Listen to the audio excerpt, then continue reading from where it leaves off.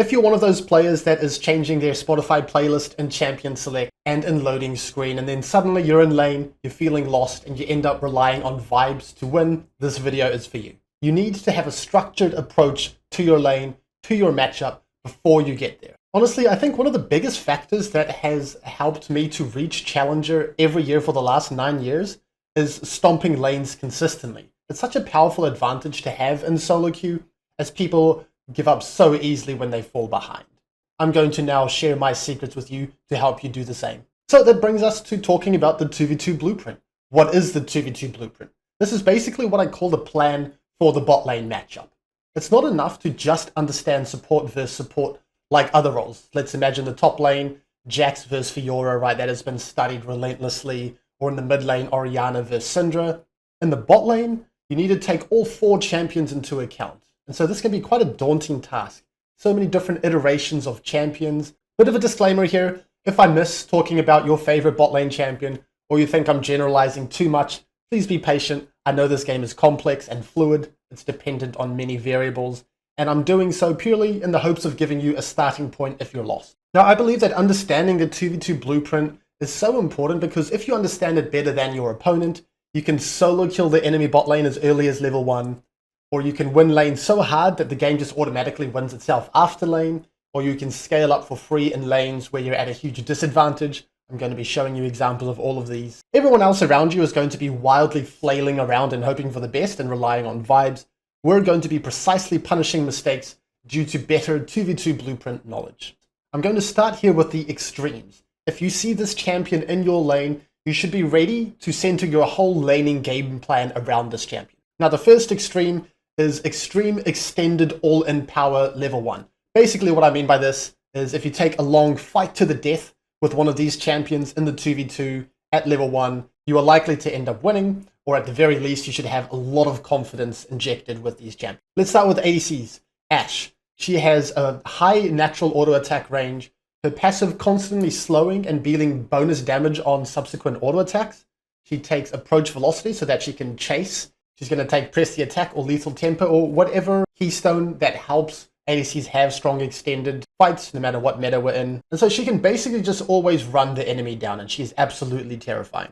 Draven, this champion has insane base damage with his axes, and his axes aren't tied to cooldowns to doing damage, right? He can just constantly have them rotating even at level 1. Kalista, her threat with her Rend, her E is terrifying level 1. If she gets to stack up a bunch, she's just going to pop that, and then you're going to get one shot, and her hopping around helps her to stay locked onto you to stack up those spears. So if you're against one of these ADCs, be careful about fighting them level 1. If you have one of these ADCs, be very confident and encourage and search out an extended all-in level 1. Moving on to supports. For this power, we're going to start with Soraka. So she has a very short Q cooldown for a level 1 spell, and it is also one of the most stacked spells in isolation. It does damage, it slows the enemy, it heals yourself, it gives yourself move speed, and it's so spammable that this is just incredibly powerful and is going to catch a lot of people off guard. The other thing about Soraka is that she tends to go airy, which is good for extended trades, right? You can get as many airy procs as possible to kill the enemy, and she is happy taking aggressive runes.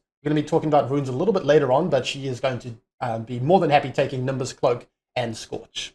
She is also a ranged champion. So ranged champions are going to have a better time typically than melee champions at level 1 with being able to find more auto attacks. Karma, she has a short Q cooldown too. It is relatively spammable. She can also empower it to do a lot of damage level 1 with her ult. She's also ranged. She's also happy to take the aggressive runes with Nimbus Cloak and Scorch. And she's also happy to consider Absolute Focus, which can be an even bigger damage injection in a level 1 all-in. Not only is she comfortable taking Absolute Focus, but she's also very comfortable taking the double Adaptive Force rune stats as well. I'm going to talk about Leona, but there are two sides to this coin.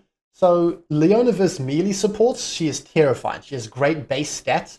Aftershock is very powerful in these fights to the death. She has an incredibly spammable Q, one of the shortest CC spells in the game, level 1, and she has a powerful passive to do a lot of damage. The issue is that she can't get on top of ranged champions very well. So if you're able to find a second Q, you're winning. If you're able to find a third Q, they're dead. So that's why she is so powerful against melee supports. Now, when you are against ranged supports, if they face check a bush that you're in, if you flash on top of them, you can still potentially have that threat to find several more Qs. So be on the lookout for that, but have a lot of confidence versus melee. Pyke, he has high base AD from his passive. He has Hail of Blades, which has huge early damage for a support. He has a relatively low Q cooldown, and this Q is a very impactful spell. It does meaningful damage, it does a big displacement, and it also slows the opponent. So there's a lot of threat tied to Pyke, and then after the end of a fight, he can always retreat to a bush, and his passive is going to give him so much value in healing him up. Braum, this is another support that is going to be extra good against melee supports, but Braum is going to be better against range supports than Leona is. Level 1, Braum has a short Q cooldown, and he just has a lot of damage built into his passive. When his passive pops after the 4 auto attacks, there's going to be an additional burst of damage, and then all of his subsequent auto attacks are going to be doing bonus damage as well. Now, those auto attacks are going to be harder to find against range supports, but it's still there, so be on the lookout for extended with Braum. Lulu, she has a lot of damage tied into her passive. She has a very spammable Q. She's a ranged champion. She can also take Airy and Nimbus Cloak and Scorch. But the main reason she's appearing here is because of her passive. There is no cooldown to her passive. She can constantly proc that extra damage off of her auto attacks. The last champion for extended level 1 all-in power is Milio. He has 2 E's level 1, which is very powerful. He is ranged, he can take Airy as well, and he has a damage-oriented passive. Now, this has been nerfed in the recent past, but Milio is still quite scary with a level 1 fight. Now let's move to the other extreme end of the spectrum, extremely useless level 1 extended fights. Basically, don't fight with these champions, just try to hit level 2 first if you can, otherwise do literally nothing and preserve your health until you are stronger. If they're on your side, if they're on the enemy side, have a big injection of confidence, look to fight, look to zone, look to poke, look to punish, all of the above. We're going to start with Nilah. She is basically a melee champion level 1. She has no range, she can't trade at all, so she's very easy to punish.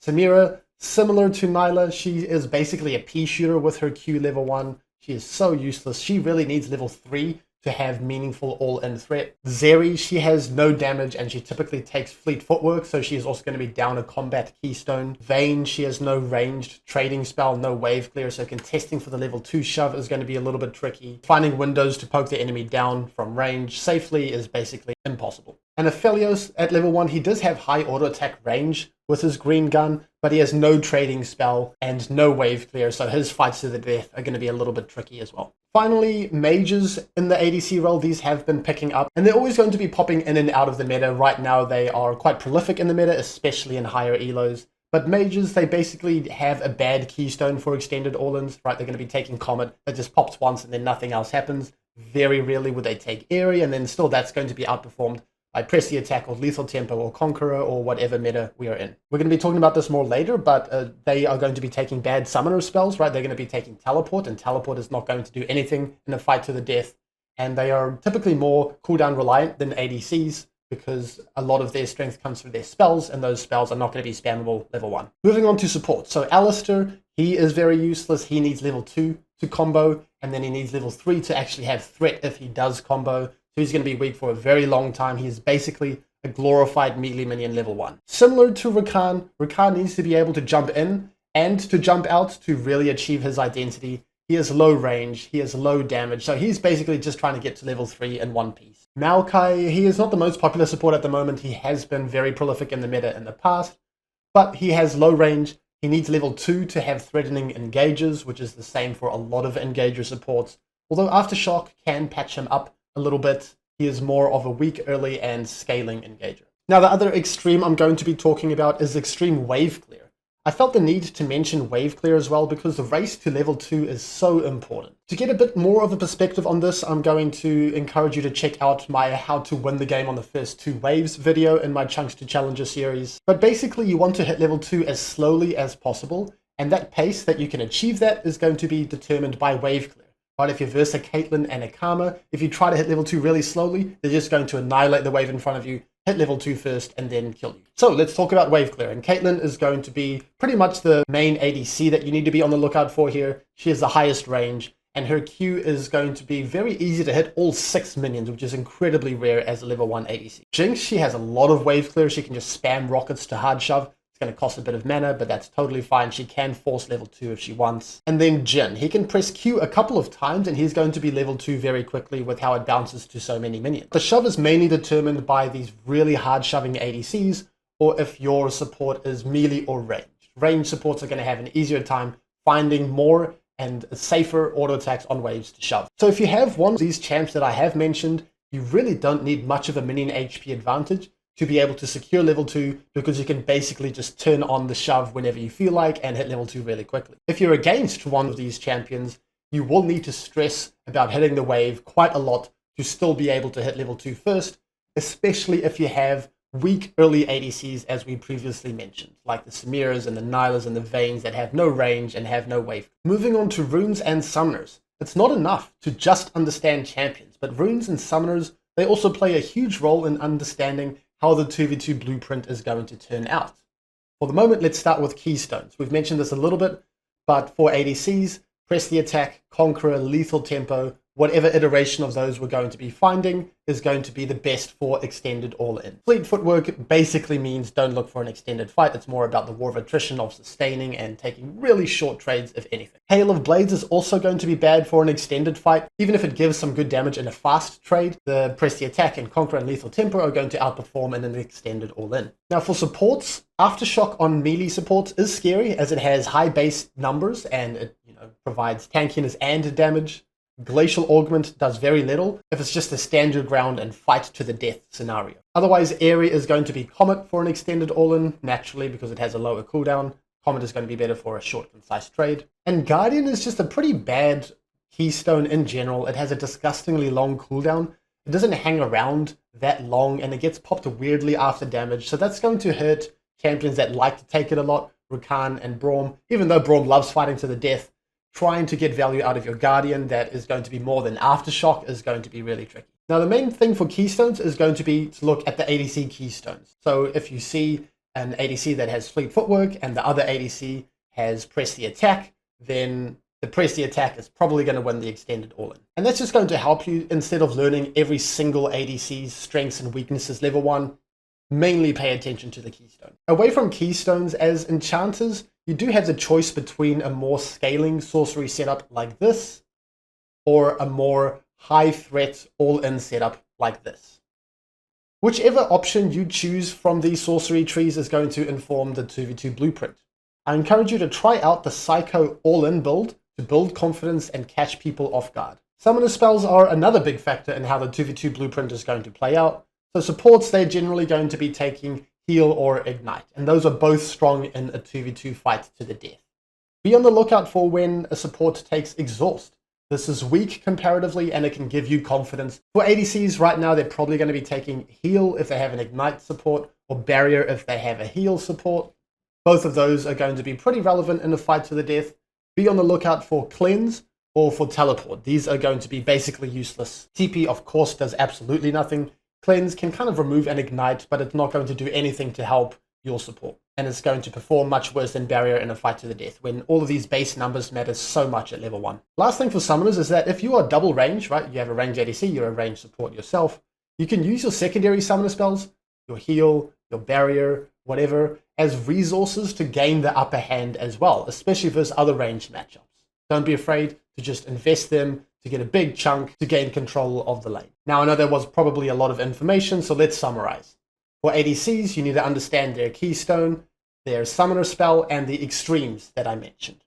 For support, understand your champion and the extremes as well. Now, on that note, let's talk quickly about how to improve your 2v2 blueprint knowledge. First option you have is you can blindly trust everything that I'm telling you in this video and hope that I'm not spreading misinformation on the internet. Honestly, not the worst option. You can understand the concepts that I've shared with you. You can understand your champion first and foremost. You've got to start small. The better that you understand your champion as a support, the more attention that you can spend on the champions around you. Apart from that, a lot of reps, a lot of reviewing, a lot of challenging yourself to have a rough idea of what each champion means in the bot lane, and being comfortable testing your limits. You can't find new limits if you're afraid of making mistakes and overstepping your current limit. I'm going to leave you with some more general concepts before we jump into examples.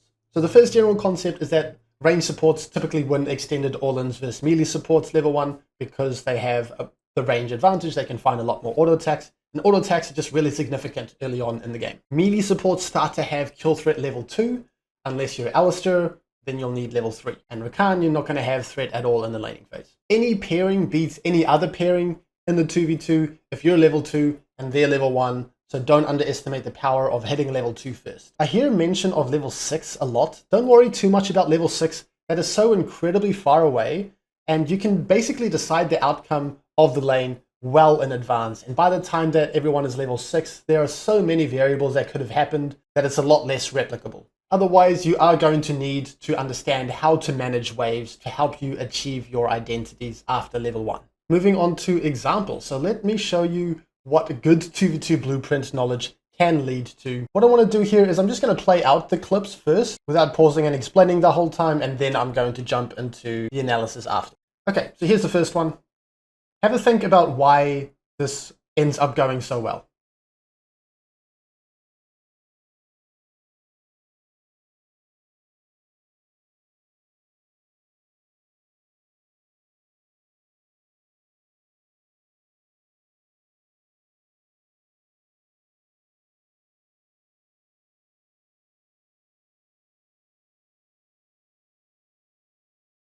Okay, so for this example, we have Ashe, right? She is the extreme extended all-in ADC. We are also versus a Rakan.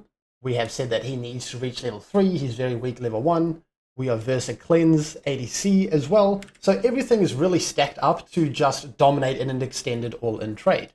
Now, it's not just that you hope that your ADC is on the same page as you, but have a look at my communication on the back end of it with my pings and with my body language. I gained a lot of confidence, and I wanted to use our extended all-in advantage. Here, running forwards, pinging Xayah's head, running forwards, very clear with my communication, flashing forwards as well, and there we go. The last thing for this clip is just going to be an interaction as well. So I know that this Rakan W is going to hit me, and this is going to provide me with an opportunity to land my Q stun, right? So I'm not going to try and run out. I'm not going to be able to make it out in time. Instead, I'm going to buffer my Q on the Rakan W and stun him here, which is going to allow us an even better opportunity to find that all-in. We get the stun, and then we just get a really straightforward kill. So this is a lot harder to just generalize, right? You're going to need to understand interactions if you want to have really, really good 2v2 blueprint knowledge. But even if you just go into a lane like this and you say, we win extended all-in, a lot of moving forwards, a lot of aggressive pings, and you're going to be in a good spot. Let's move on to the next example, and I want you guys to have a think about why it turns out the way that it did.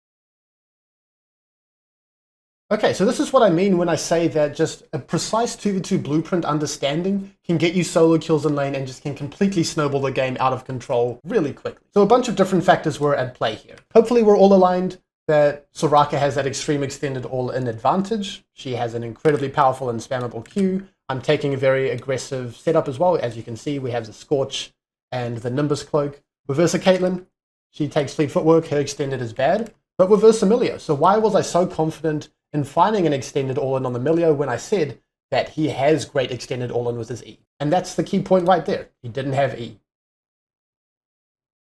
I saw him level up Q. I saw him press Q.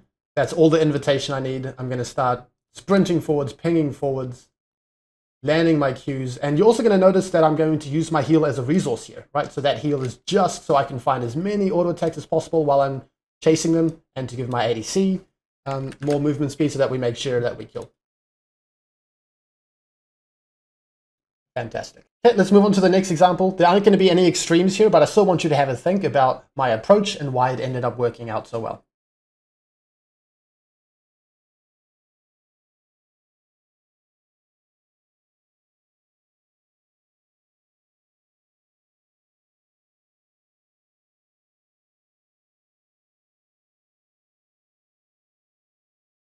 Okay, there we go. So basically this is just understanding your champion. Remember I said you need to understand ADCs and the keystones and the summoners and all of that, but it's also really important to understand the champion that you're playing. So in this example, we are Rell. We need to understand that Rell is fantastic against most melee supports in the game. particularly Blitzcrank. If he ever finds a hook on me and I am in my mounted form, then I can basically use him as a taxi level 1 to jump onto the enemy ADC. I'm not going to be scared of the Blitzcrank. And that's just exemplified when I am level 2. I can jump onto the enemy ADC and I can find my Q. So I needed to be reactive, I needed to be mounted, and then I am not scared of anything. If I try to jump in on the Blitzcrank way ahead of my ADC or give him a chance to dodge it and then I'm hooked, the whole sequence can play out differently, and especially if my W is on cooldown before I'm level 2. So this is just understanding Rel versus Blitzcrank and why it is so good. And we get a big chunk. Okay, next example. I know that this is another Bard VOD. I like Bard, sue me. Have a think about why this one works out so well.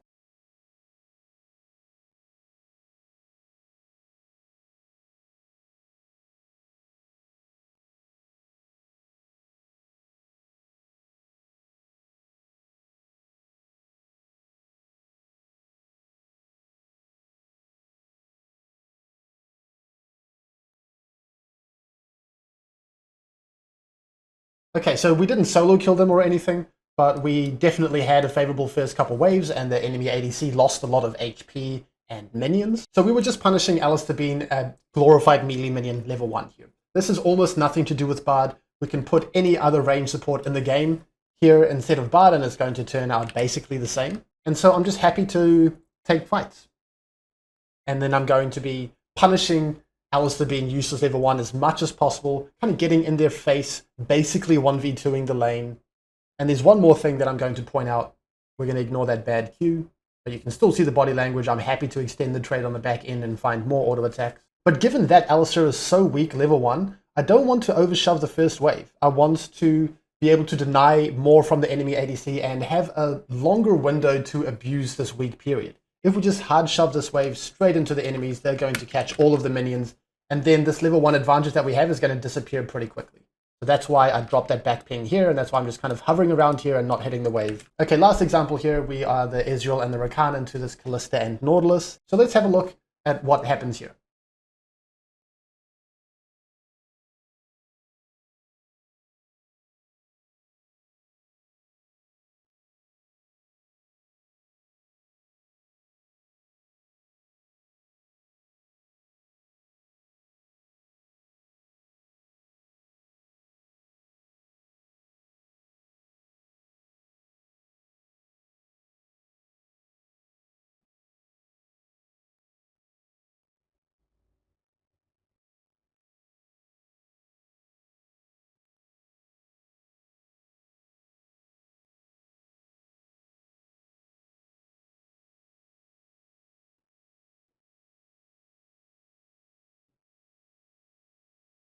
Okay, so it might not look like it, but a lot of 2v2 Blueprint was going into how that all panned out. I mentioned that having a good 2v2 Blueprint doesn't necessarily mean that you just solo kill the enemies. It could be that you're in a weaker matchup and you just get to scale up for free.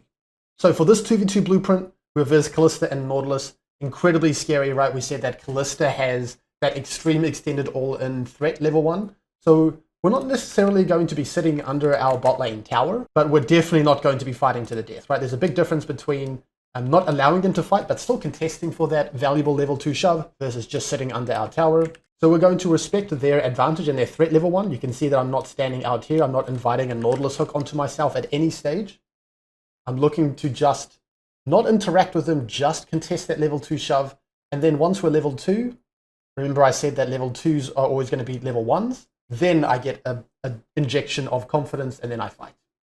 So now I'm going to jump in. Now we have 4 spells to their 2, and we get the Kalista heal, and we still get a significant chunk on both of them as well. Now after this situation, that's a level 2 spike done. Right now they're going to be level 2. Now it's just about minimizing and scaling appropriately. We're going to let the wave push into us.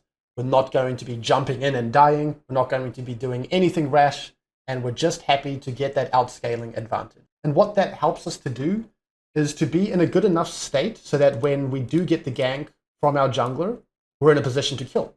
If my ADC was any lower, he got really, really low. If we died forcing a horrible 2v2 fight, then none of that would have been able to happen.